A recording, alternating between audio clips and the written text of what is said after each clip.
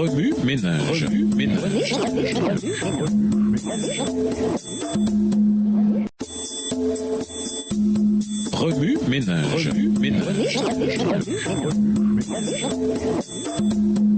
Bienvenue dans votre émission Remue ménage. Étude du mercredi.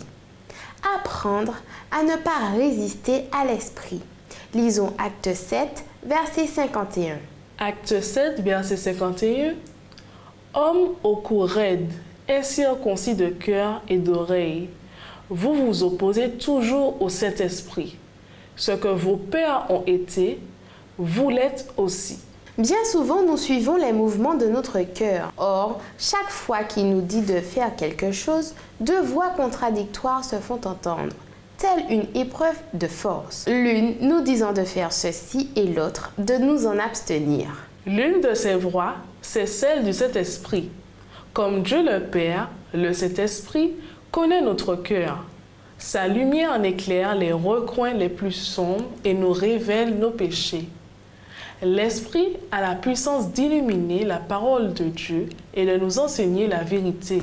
Son œuvre dans notre vie est triple. Il nous convainc de péché, illumine la parole de Dieu et nous révèle le Christ. Cependant, lorsque nous choisissons d'ignorer une telle lumière, nous commettons le péché de la résistance. Dans de nombreux cas, nous utilisons le nom du Saint-Esprit pour excuser nos méfaits. Lorsque nous nous cachons sous le parapluie du christianisme pour poursuivre nos intérêts égoïstes, pour accepter des pots de vin et pour nous lancer dans des pratiques corruptrices, nous résistons à l'œuvre du Saint-Esprit dans notre vie. L'Esprit, c'est la présence de Dieu en nous et notre source de conviction dans notre cœur. Son œuvre consiste à nous révéler notre péché, pas à l'excuser. Tenter de mélanger la justice avec le péché, c'est résister à l'Esprit.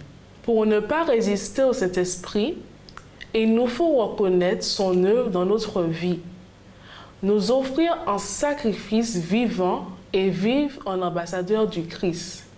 Voici quelques conseils pour nous aider tout au long de ce parcours. Premièrement, apprenez à écouter la voix de l'Esprit. Votre façon de répondre aux appels de l'Esprit est cruciale. Un fils obéissant écoute les instructions de ses parents. Apprenez donc à écouter et prenez garde au style de vie effréné du monde actuel car il pourrait bien vous empêcher d'entendre la voix de l'Esprit. Deuxièmement, appuyez-vous sur la parole de Dieu. Le Saint-Esprit est manifeste dans la parole de Dieu, laquelle est une fontaine de la vérité et de la vie divine. Si vous buvez à grands traits à cette fontaine, le Créateur vous accordera la puissance de faire sa volonté.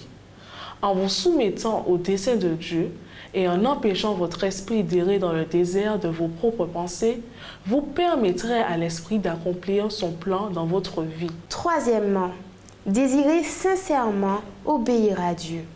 Dieu est toujours prêt à accorder sa puissance à ses enfants qui désirent sincèrement faire sa volonté. Obéissez à Dieu et soumettez-vous à sa volonté. Par son esprit, il vous enseignera étape par étape. Remue ménage. Quelles sont les conséquences de la résistance au Saint-Esprit? Comment vous assurer que c'est bel et bien le Saint-Esprit qui vous parle? Au revoir. Et à demain si Dieu veut. Remue ménage. Remue ménage.